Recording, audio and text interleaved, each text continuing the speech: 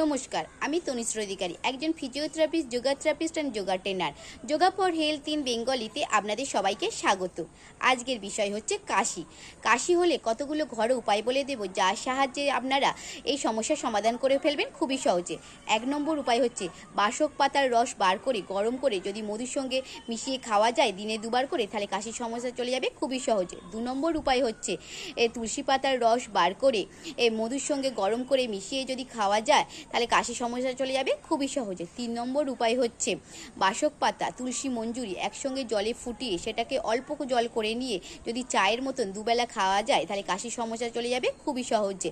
4 নম্বর উপায় হচ্ছে প্রচণ্ড কাশি হলে এক টুকরো আদা বা যষ্টি মধু যদি গালেতে রেখে দেওয়া যায় কিছুক্ষণ, তাহলে কাশির সমস্যা চলে যাবে খুবই সহজে। আজকের ভিডিও কেমন লাগলো কমেন্ট করে জানাবে। এই ভিডিও যদি কারো উপকারে আসে শেয়ার করে দেবেন।